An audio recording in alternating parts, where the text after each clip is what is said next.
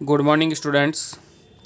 Sunrise education academy में आपका स्वागत है। मैं Parveen Soni last and profit अपन ने चैप्टर नंबर 3 के अंदर एम्ब्रियोजेनेसिस यानी डेवलपमेंट ऑफ एम्ब्रियो और एंडोस्पर्म के बारे में डिस्कस किया था। आज थर्ड चैप्टर के अंदर लास्ट टॉपिक रह रहा है जिसका नाम है डेवलपमेंट ऑफ सीड। उसको शुरू कर रहे हैं और साथ ही साथ फोर्थ चैप्टर को भी कंटिन्यू करेंगे, तो रेडी हो जाएं। इसके अलावा कुछ एक क्वेश्चन आंसर भी दिए थे, उम्मीद करता हूँ कर लिए होंगे। तो अब देखें आज के टॉपिक को कंटिन्यू करते हैं। डेवलपमेंट ऑफ सीड, ध्यान देना बेटा। डेवलपमेंट ऑफ सीड का मतलब हो गया कि बीज का विकास। अब भ्रूण बन गया, सबसे पहले भ्रूणपोष, उसके बाद में भ्रूण का विकास हो गया। भ्रूण के विकास के बाद में सीड का विकास किस तरीके से होता है, या जो बीजांड होते हैं, बीजांड जो आगे चल कर के बीज का निर्माण करते हैं, तो बीजांड के अंदर क्या क्या संरचना होती है और वो किस में परिवर्तित हो जाती है सीड के अंदर या सीड बनने के दरमियान। तो देखें सबसे पहले ध्यान देना बेटा, बीजांड का पार्ट ऑफ ओव्यूल, बीजांड के भाग, जिसमें मैंने बताया था बीजांड व्रंत। बीजांड व्रंत जो है वो सीड के अंदर किस में बदल जाएगा, स्टाक के अंदर, मतलब बीज का व्रंत बन जाएगा। ओके, नाभिका थी, नाभिका बदल जाएगी, नाभिका ही रहेगी। इसके अलावा न्यूसेलस है, न्यूसेलस कुछ एक के अंदर तो डीजेनरेट हो जाते हैं, नष्ट हो जाते हैं, और साथ ही साथ जैसे कुछ एक के अंदर जो है प्रेजेंट होते हैं, तो मतलब जनरली जो है ये जो टिश्यू होते हैं ये डैमेज हो जाते हैं, नष्ट हो जाते हैं, लेकिन कुछ एक के अंदर ये उपस्थित भी रहते हैं, जैसे ये परिभ्रूणपोष के रूप में है, ठीक है, जैसे काली मिर्च वगैरह के अंदर दिखाई देते हैं। इसके बाद में अध्यावरण, अध्यावरण जो है, जो आवरण थे बीज के आवरण, बीजांड के आवरण, वो कन्वर्ट हो जाएंगे बीजावरण के अंदर, और आउटर इंटेग्यूमेंट जो है बाह्य अध्यावरण है उसको कहेंगे टेस्टा, और जो इनर इंटेग्यूमेंट है उसको कहेंगे टैगमन। ओके, इसके बाद में एम्ब्रियोसेक, एम्ब्रियोसेक जो है या तो डिजेनरेट हो जाता है या फिर प्रेजेंट होते हैं। इसके आधार पर सीड को दो भागों के अंदर विभाजित किया है, वो आगे पढ़ेंगे अपन, एंडोस्पर्मिक और नॉन एंडोस्पर्मिक। ओके, भ्रूणपोषी और अभ्रूणपोषी, ठीक है, भ्रूणपोष के आधार पर, ठीक है। ये एम्ब्रियोसेक है, कुछ एक के अंदर मतलब जो है नष्ट हो जाता है और कुछ एक के अंदर उपस्थित होता है। इसके अलावा वो भ्रूणपोष के आधार पर है, आगे बताऊंगा मैं इसको। ओके, ये भ्रूणकोष के आधार पर नहीं, भ्रूणपोष के आधार पर है। और भ्रूणकोष जो है किसी में प्रेजेंट होता है, किसी में नष्ट हो जाते हैं। फिर एसेसरी सेल्स या सहायक कोशिका और जो प्रतिमुखी कोशिकाएं होती है वो नष्ट हो जाती है, डीजेनरेट हो जाती है। फिर एग सेल, अंड कोशिका आगे चल करके भ्रूण बनाती है, और द्वितीयक केंद्रक जो है वो भ्रूण पोष। ओके, इस तरीके से ये अपन ने पढ़े बीजांड के अंदर जो भाग थे वो जो है किस तरीके से परिवर्तित होते हैं बीज बनने के समय। तो देखो क्योंकि जैसे भ्रूणकोष के अंदर जैसे 7 कोशिका और 8 केंद्रक होते हैं, तो बाकी वाली कोशिका ऑटोमेटिकली नष्ट हो जाती है, और केवल जो है अंड कोशिका ही जो आगे चल करके भ्रूण बनाएगी, और जो द्वितीयक केंद्रक है वो भ्रूणपोष बनाएंगे। ये देखें। अब पेरिस्पर्म एक टर्म आता है, ये ध्यान रखना बेटा, एक नंबर के सवाल मिलेंगे आपको। पेरिस्पर्म क्या है, या जिसको हिंदी में कहेंगे ये परिभ्रूणपोष। ओके, ध्यान देना बेटा, nucellus generally gets consumed during the endosperm development, but in plants like black pepper, kali mirch, it's seen a thick membrane around the endosperm known as periderm। कहने का मतलब बीजांड का प्राय भ्रूणपोष परिवर्तन के समय उपयोग में आ जाता है, उपयोग में आ जाता है, लेकिन कुछ पादपों जैसे काली मिर्च में ये भ्रूणपोष के चारों तरफ एक पतली झिल्ली के रूप में दिखाई देता है, जिसको कहते हैं भ्रूणपोष। ओके, पेरिस्पर्म ये वन वर्ड के रूप में या एक शब्द के अंदर जैसे जो परिभाषा आती है छोटे छोटे एक एक नंबर के, तो उसके अंदर आपको ये सवाल मिल सकते हैं। इसके बाद देखिए aril. In some plants seen a thick covering around ovule called as aril. Aril is the edible part of litchi. कुछ पौधों में बीजांड के चारों तरफ एक मांसल आवरण मिलता है जिसे एरिल कहते हैं, और लीची में खाने योग्य भाग जो है वो एरिल। पेड़ पौधों के अंदर जो है, कहने का मतलब कवरिंग अराउंड ओव्यूल, ओव्यूल के चारों ओर जो है एक जिसे कहते हैं अध्यावरण के रूप में संरचना पाई जाती है, उसको कहेंगे एरिल। और ये लीची के अंदर जो खाने योग्य भाग होता है वो एरिल होता है। इसके बाद करेंकल। करेंकल जो है अरंडी होती है, अरंडी के अंदर कॉलर नुमा जो अतिवृद्धि देखने को मिलती है उसको कहेंगे करेंकल।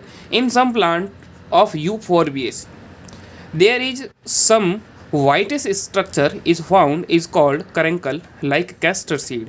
यूफोर्बिएसी कुल के कुछ पादपों में बीजांड द्वार वाले छोर पर सफ़ेद रंग की संरचना पाई जाती है, उसको कहेंगे कैरंकल, जैसे अरंडी के अंदर। ओके, इसके बाद देखें at the micropylar end of many monocot plants a plug structure called operculum is found. अधिकांश जो एक बीजपत्री पादप होते हैं उनके माइक्रोपाइलर बीजांड द्वार वाले छोर के ऊपर एक प्लग नुमा संरचना होती है, उसको कहेंगे ओपरकुलम।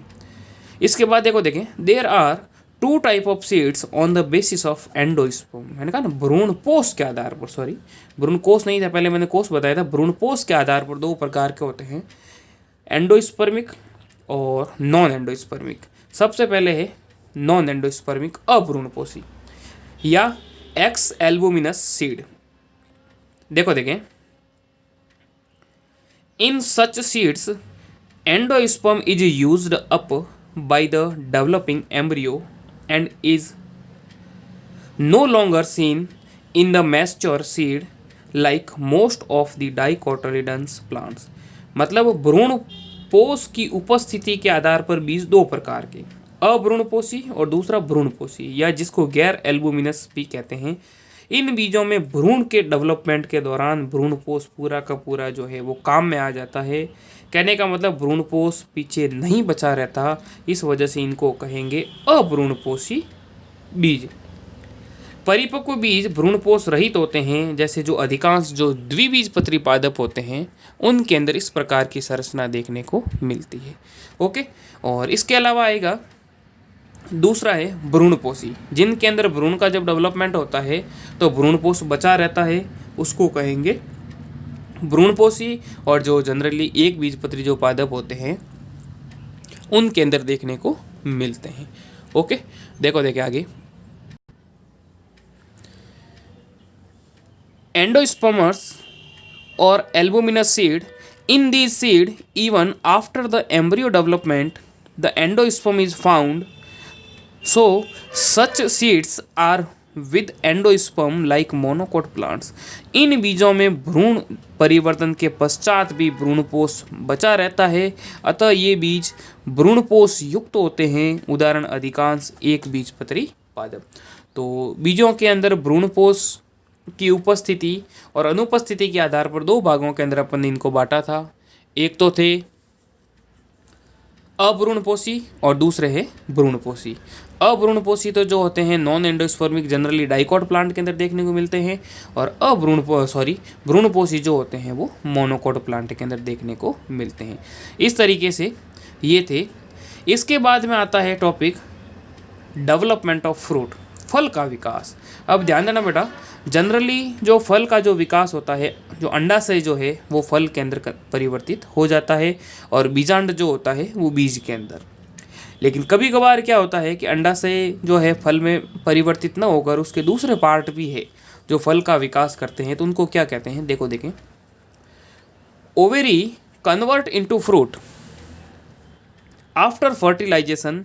निश्चेषण के पश्चात अंडाशय फल में विकसित होता है। Ovary wall convert into pericarp. अंडाशय भित्ति फल भित्ति में परिवर्तित हो जाती है। क्या मतलब हो गया कि जो अंडाशय है वो तो बनाएगा फ्रूट, ओके, और इनके चारों जो वॉल है, ओवेरी वॉल, ये बनाएगी पेरिकार्प। ये जो है एंजियोस्पर्मिक जो प्लांट होते हैं उनका एक करेक्टरिस्टिक फीचर है। तो इस तरीके से अब ट्रू फ्रूट, फॉल्स फ्रूट और एक आएगा पार्थिनोकार्पिक फ्रूट। ट्रू फ्रूट के अंदर क्या होगा, the fruit development from the ovary. अगर अंडाशय से अगर फल का डेवलपमेंट हो रहा है, समझ रहे हो, जिसमें अगर अंडाशय जो है वो फल के अंदर परिवर्तित हो रहा है तो उसको कहेंगे ट्रू फ्रूट या सत्य फल। अंडाशय से निर्मित फल वास्तविक या सत्य फल कहलाता है। फॉल्स फ्रूट या कूट फ्रूट या आभासी फल किसे कहेंगे, in some plants along with ovary fruit develops from calyx, calyx माने बाह्य दल पुंज, कोरोला दल पुंज, और थैलेमस, थैलेमस का मतलब हो गया बेटा पुष्पासन। These fruit known as false fruit, कहने का मतलब अगर फ्रूट का डेवलपमेंट जो है इन कैलिक्स, कोरोला, पुष्पासन से होता है तो इन्हें अपन फॉल्स फ्रूट या आभासी फल कहते हैं। देखो देखें, कुछ पौधों में फल का निर्माण केवल अंडाशय से न होकर इसके साथ बाह्यदल पुंज, दल पुंज या पुष्पासन से होता है। ऐसे फल जो है वो आभासी फल कहलाते हैं। ओके, ये दूसरा हो गया आभासी फ्रूट। इसके बाद में थर्ड है पार्थिनोकार्पिक। पार्थिनोकार्पिक का मतलब हो गया कि बिना निषेचन के, बिना फर्टिलाइजेशन के अगर जो है फ्रूट का डेवलपमेंट होता है। Sometimes ovary develops into fruit without fertilization, बिना निषेचन के जो अंडाशय जो है वो फल में परिवर्तित हो जाता है तो उसको कहेंगे parthenocarpic fruit. Such fruit are called parthenocarpic fruit. The process is called parthenocarpy like banana. जैसे केला वगैरह के जो पादप होते हैं उनके अंदर जनरली सीड नहीं बनते, तो इनके अंदर क्या होता है कि विदाउट फर्टिलाइजेशन जो है इन फ्रूट का डेवलपमेंट होता है। इनको कहेंगे अनिषेक फलन या अनिषेक फल। ओके, इसके बाद में देखो देखिए, कभी कभी अंडा से बिना निषेचन के ही फल में परिवर्तित हो जाते हैं। ऐसे फल अनिषेक फल और इस क्रिया को अनिषेक फलन कहते हैं। उदाहरण हो गया केला। ओके, तो इस तरीके से ये था इसके अंदर डेवलपमेंट ऑफ फ्रूट।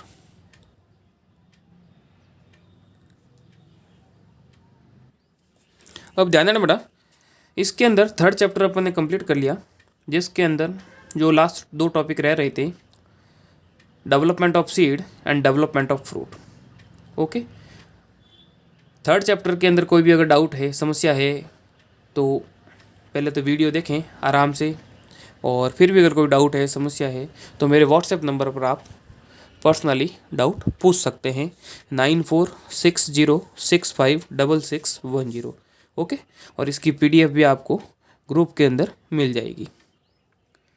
इसके अलावा फोर्थ चैप्टर कंटिन्यू कर रहा हूँ, special method of plant reproduction, पादप जनन की विशिष्ट विधियाँ। अब विशिष्ट विधियों के अंदर अपन ने अब तक जो 3 चैप्टर किए उनके अंदर अपन ने सेक्सुअल रिप्रोडक्शन पादपों के अंदर, वेजिटेटिव रिप्रोडक्शन पेड़ पौधों के अंदर, साथ ही साथ एसेक्सुअल रिप्रोडक्शन ये भी किए। अब ये जो विधियाँ हैं एक प्रकार का एसेक्सुअल रिप्रोडक्शन ही है। तो इन विशिष्ट विधियों के द्वारा पेड़ पौधों का डेवलपमेंट किस तरीके से किया जाता है, तो इनके अंदर इसके बाद देखो बेटा, विशिष्ट विधियों में फर्स्ट है एपोमिक्सिस असंग जनन, दूसरा है एगेमोस्पर्मी अनिषेक बीजता, थर्ड है माइक्रो प्रोपेगेशन सूक्ष्म प्रवर्धन, फोर्थ है वेजिटेटिव प्रोपेगेशन। ओके बेटा, अब देखो इसी को कंटिन्यू करते हैं। सबसे पहले है एपोमिक्सिस। ये सब एसेक्सुअल रिप्रोडक्शन की ही मेथड है, जिसके अंदर जो कहने का मतलब एक ही जीव, मतलब एक ही प्लांट, एक ही बाग जो पार्टिसिपेट करता है और उससे फिर नए पादप का डेवलपमेंट होता है। फर्स्ट है apomixis. According to Hans Winkler 1908, apomixis is the substitution of sexual reproduction by asexual process which does not involve any gametic fusion. It can mainly be divided into two groups. Hans Winkler 1908 के अनुसार सामान्य लैंगिक जनन का ऐसी किसी भी विधि द्वारा प्रतिस्थापन जिसमें अर्धसूत्रण और निश्चेसन नहीं हो। समझ रहे हो? तो कहने का मतलब अगर लैंगिक जनन होगा तो निश्चेसन भी होगा और अर्धसूत्री विभाजन भी होगा। समझ रहे हो? लेकिन जो अलैंगिक जनन की विधि है जिसमें न तो निश्चेसन होगा न ही अर्धसूत्री विभाजन होता है, तो इस प्रकार के प्रोसेस को कहेंगे असंग जनन।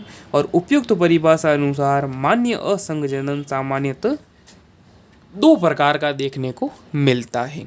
ओके बेटा, देखें सबसे पहला है बीजाणुद्भिद असंग जनन, दूसरा है युग्मकोद्भिद असंग जनन। अब इस चैप्टर के अंदर बेटा टोटली जो है टेक्निकल टर्म है, परिभाषाएं हैं, वो अपन को आनी चाहिए और उसके ऊपर एक एक नंबर के सवाल अपन को मिल सकते हैं। ओके बेटा, सबसे पहला है बीजाणुद्भिद असंग जनन। बीजाणुद्भिद का मतलब हो गया कि जो भ्रूण का जो डेवलपमेंट वगैरह होगा, भ्रूण कोष वगैरह जो बनेंगे वो जनरली कैसे होंगे, भ्रूण बनेंगे, वो डिप्लॉइड होंगे। देखें it is known as adventive embryony. In this apomixis embryo is formed from the cell nucellus और इंटेगुमेंट NUCELLUS। ओके बेटा, सॉरी, न्यूसेलस और इंटेग्यूमेंट्स अदर देन गैमेटोफाइट और एम्ब्रियो से there is no meiosis and fertilization. मतलब बीजाणुद्भिद असंग जनन, इस प्रकार के असंग जनन में भ्रूण का निर्माण बीजांड काय अथवा अध्यावरण आदि की किसी भी द्विगुणित कोशिका से होता है। क्या मतलब हो गया कि जब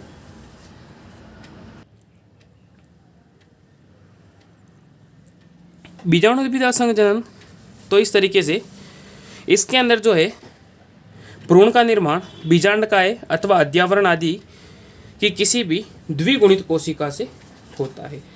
कहने का मतलब जो बीजांडकाय वाला, बेटा ध्यान देना, जैसे मान लीजिए ये बीजांड है। ओके, बीजांड के चारों ओर वाला जो पार्ट है वो बीजांडकाय, और यहाँ पर ये होते हैं इंटेग्यूमेंट। ये सब डिप्लॉइड सेल होती है। अगर इनसे भ्रूण का विकास हो रहा है, समझ रहे हो, तो उनको कहेंगे बीजाणुद्भिद असंग जनन। ओके, और इस दौरान अर्धसूत्रण और निश्चेसन नहीं होते। गैमेटोफाइटिक के अंदर क्या होगा, गैमेटोफाइटिक एपोमिक्सिस के अंदर the formation of embryo takes place from any cell of haploid embryo sac. In gametophytic apomixis it is further divided into two types. कहने का मतलब इनके अंदर क्या है कि गैमेटोफाइटिक का मतलब है गैमिट से, तो गैमिट का मतलब क्या हो गया कि इनके अंदर जो हैप्लॉइड सेल है, जैसे अंड कोशिका है, सहायक कोशिका है, समझ रहे हो, या ये प्रतिमुखी कोशिकाएं हैं जो हैप्लॉइड होती है, अगर वो जो है वो भ्रूण का निर्माण कर रही है तो उनको कहेंगे गैमेटोफाइटिक एपोमिक्सिस। और ये दो प्रकार की होती है, एक तो है पार्थेनोजेनेसिस और एक होता है एपोगेमी। पार्थेनोजेनेसिस क्या होता है, when the development of embryo takes place from unfertilized egg, then this process is known as parthenogenesis. कहने का मतलब जब भ्रूण का जो डेवलपमेंट होता है, भ्रूण कोष के अंदर जो अनफर्टिलाइज्ड एग सेल है तो उससे हो रहा है, तो उसको कहेंगे पार्थेनोजेनेसिस। और अगर भ्रूण का निर्माण सहायक कोशिका या प्रतिमुखी कोशिकाओं से हो रहा है, ठीक है, तो उनको कहेंगे एपोगेमी या अपयुग्मन। समझ रहे हो?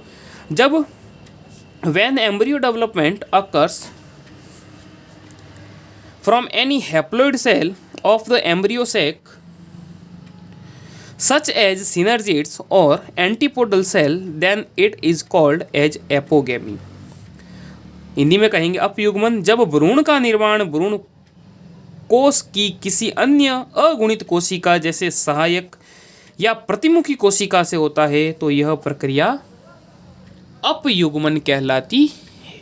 ओके बेटा, इसको ये वैज्ञानिक थे, भारतीय वैज्ञानिक प्रोफेसर पंचानन माहेश्वरी, इन्होंने क्या एपोमिक्सिस को फर्दर क्लासीफाई किया, फर्दर डिफ्रेंशिएट किया और दो नए जो है टेक्निकल टर्म बनाए, नॉन रिकरेंट एपोमिक्सिस और रिकरेंट एपोमिक्सिस। ओके बेटा, असंजनन या अपसंयोजन को दो प्रमुख प्रकारों अनावर्ती और पुनरावर्ती में बांटा, और these are further divided into 4 types. इनको अध्ययन की सुविधा के लिए अध्ययन में संक्षिप्तता की दृष्टि से इन्हें 4 प्रकारों के अध्ययन अंतर्गत अपन इनको पढ़ेंगे। देखो देखें, एक तो नॉन रिकरेंट, रिकरेंट, ये एडवेंटी एम्ब्रियोनी और सोमेटिक एम्ब्रियोनी। देखो देखें नॉन रिकरेंट एपोमिक्सिस अनावर्ती असंजनन, रिकरेंट एपोमिक्सिस पुनरावर्ती असंजनन, एडवेंटिव एपोमिक्सिस अपस्थानिक भ्रूणता और वेजिटेटिव एपोमिक्सिस कायिक असंजनन। ओके बेटा, सबसे पहला है नॉन रिकरेंट एपोमिक्सिस। अब नॉन रिकरेंट या अनावर्ती असंजनन किसे कहेंगे? ये सब परिभाषा जो है बेटा एक दूसरे से मिलती जुलती है, तो ज़्यादा कोई डिफरेंस है नहीं, तो भी आपको एक बार देख लें इसको। नॉन रिकरेंट एपोमिक्सिस के अंदर a haploid embryo sac develops from megaspore mother cell by meiosis in this apomixis. इसके अंदर क्या होगा, जो मेगास्पोर मदर सेल है, मेगास्पोर मदर सेल जो डिप्लॉइड सेल होती है, इनके अंदर क्या होता है, मियोसिस होता है। मियोसिस से क्या होता है, अगुणित गुरु बीजाणु बनते हैं 4, उनमें से 3 जो है डीजनरेट हो जाते हैं और एक जो है वो फंक्शनल मेगास्पोर है, वो आगे चल करके फीमेल गैमेटोफाइट का डेवलपमेंट करता है। समझ रहे हो बेटा? तो देखो देखें इनके अंदर क्या है, इस प्रकार के असंजनन में गुरु बीजाणु मात्र कोशिका में अर्धसूत्री विभाजन से एक अगुणित भ्रूण कोष का निर्माण होता है। वो आगे चल करके भ्रूण कोष का निर्माण करता है और इनके अंदर ये भी 2 प्रकार के होते हैं, हैप्लॉइड पार्थेनोजेनेसिस और हैप्लॉइड एपोगेमी। अब अगुणित अनिषेक जनन या अगुणित अपयुग्मन, अगुणित अनिषेक जनन या अगुणित अपयुग्मन जो आगे अपन ने पढ़े थे, अनिषेक जनन और अपयुग्मन किसके अंदर पढ़े थे, युग्मकोद्भिद असंजनन के अंतर्गत। तो इसके अंदर अपन ने क्या देखा था कि जब भ्रूण का विकास भ्रूण कोष के अंदर अनिश्चेषित अंड कोशिका से होता है, तो इसको तो कहेंगे अगुणित अनिषेक जनन या अनिषेक जनन, एक ही बात है बेटा। और अगर भ्रूण का विकास भ्रूण कोष में उपस्थित अंड कोशिका के अलावा अगर सहायक कोशिका और प्रतिमुखी कोशिकाओं से अगर भ्रूण का निर्माण हो रहा है, तो उसको कहेंगे एपोगेमी या एंड्रोगेमी या अगुणित अपयुग्मन। समझ रहे हो? इसके अंदर तो अनिश्चेषित अंड कोशिका भाग ले रही है और इनके अंदर है सहायक कोशिका या प्रतिमुखी कोशिकाएं जो है वो भ्रूण बना रही है, तो इसको कहेंगे हैप्लॉइड एपोगेमी। और अगर अंड कोशिका भाग ले रही है तो हैप्लॉइड पार्थेनोजेनेसिस। ये परिभाषा मैंने पहले लिखवा ली है बेटा, इसलिए डबल बार लिखने की आवश्यकता नहीं है। फिर है recurrent apomixis.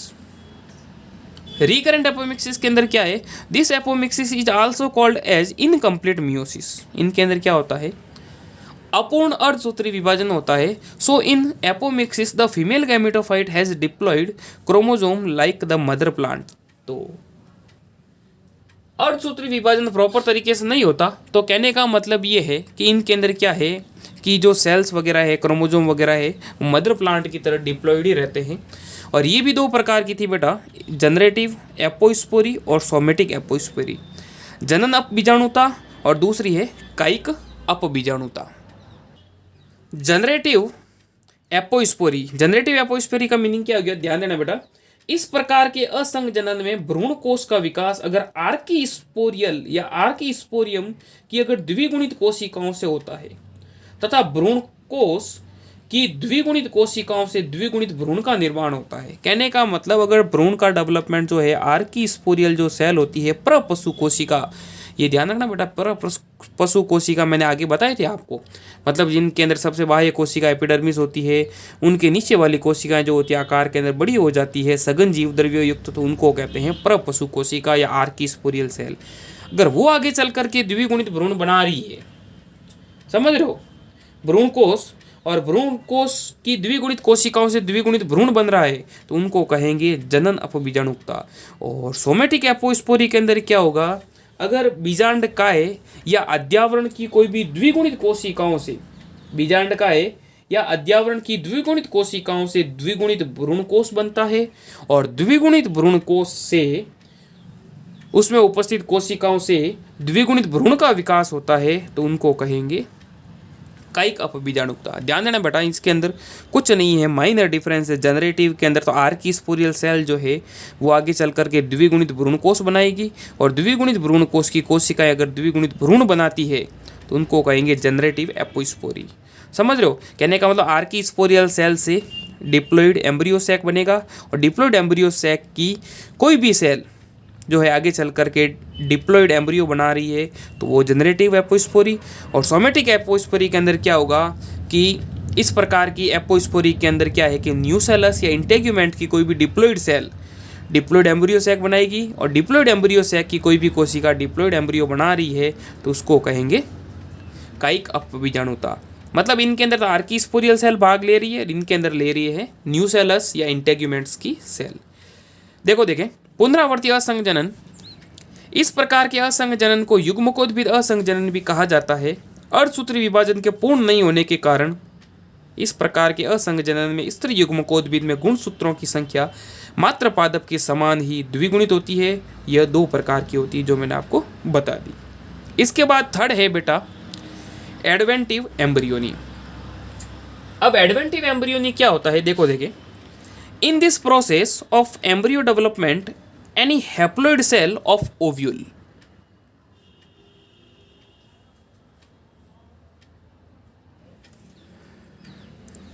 like nucellus or integuments outside of embryo sac is called adventive embryony. It is called sporophytic budding like lemon and mango. भ्रूण जनन की वह प्रक्रिया जिसमें भ्रूण का निर्माण भ्रूण कोष के बाहर स्थित बीजांडकाय की किसी भी द्विगुणित कोशिका जैसे बीजांडकाय या अद्यावरण की कोशिका से होता है तो वह अपस्थानिक भ्रूणता कहलाती है, जैसे लेमन है, मैंगो है। ओके, इसके बाद देखो बेटा वेजिटेटिव एपोमिक्सिस। तो इसके अंदर पता पड़ गया कि बीजांड के अंदर बीजांड का या अद्यावरण की द्विगुणित कोशिका जो है वो भ्रूण का निर्माण कर रही है, जैसे लेमन है, मैंगो है, नींबू, आम। इनके अंदर वेजिटेटिव एपोमिक्सिस के अंदर in some plants vegetative buds are produce instead of flowers in the inflorescence. These are germinate of parent plant. They can be reproduce without difficulty like onion, agave etcetera. कायिक असंघजनन, इसके अंदर देखें इस प्रकार के असंघजनन में पादपों में पुष्पों के स्थान पर पत्र कलिकाएं एवं कायिक प्रवर्ध का निर्माण हो जाता है। मतलब वेजिटेटिव पार्ट जो है वो रिप्रोडक्शन के अंदर काम आ रहे हैं और वो नया अंग बना रहे हैं। ओके, और ये पादप पर रहते हुए ही अंकुरित होते हैं, जैसे प्याज है, अगेव है, उनके अंदर देखने को मिलते हैं। तो ये बेटा थे 4 non recurrent apomixis, recurrent apomixis, adventive embryony और वेजिटेटिव एपोमिक्सिस। ओके बेटा, नेक्स्ट अपन आगे वाले टर्न पे इसके इम्पोर्टेंस करेंगे और नेक्स्ट टर्न पे हो सकता है इस चैप्टर को कंप्लीट भी कर लें। ठीक है, 1-2 होमवर्क के अंदर क्वेश्चन डाल रहा हूँ, उसको नोट डाउन कर लो और फिर भी कोई डाउट है, समस्या है, पढ़ते रहें। और नहीं तो मेरे व्हाट्सएप नंबर जो मैंने बताए उसके ऊपर आप पर्सनली अगर कोई डाउट है तो बता सकते हैं। 1-2 होमवर्क के अंदर क्वेश्चन आंसर डाल रहा हूँ, नोट डाउन कर लो क्वेश्चन, ये नोट डाउन कर लो बेटा। हाँ, फर्स्ट क्वेश्चन है अपयुग्मन या असंघजनन को परिभाषित कीजिए। डिफाइन एपोगेमी या एपोमिक्सिस। ओके, इसके बाद में ये क्वेश्चन, हालांकि इसके इम्पोर्टेंस मैंने आपको नहीं करवाए लेकिन फिर भी आपको क्वेश्चन डाल रहा हूँ, ढूंढना, अगर मिलते हैं तो ठीक है, नहीं तो फिर नेक्स्ट टर्न पे मैं करवा दूंगा आपको। Mention any 2 importance of apomixis, असंघजनन के कोई 2 महत्व बताइए। ओके बेटा, पढ़ते रहें और फिर रिवीजन भी करते रहे साथ साथ में। अगर कोई समस्या है, डाउट है तो मेरे व्हाट्सएप नंबर पर आप बता सकते हैं, और नहीं तो फिर वीडियो देखें बार बार और साथ साथ में लिखते भी रहें। बाकी अपन नेक्स्ट टर्न पे इसको कंटिन्यू करेंगे, ये क्वेश्चन करते रहना। और जैसे आज 3 चैप्टर कंप्लीट हो गए, 3 क्या 4, एक फोटोसिंथेसिस वाला भी आगे मैंने करवा दिया है। 4th चैप्टर नेक्स्ट टर्न पे कंप्लीट कर लेंगे और फिर जो 5th चैप्टर तो है नहीं सिलेबस में, और 6th चैप्टर अपन स्टार्ट करेंगे। ओके बेटा, थैंक यू।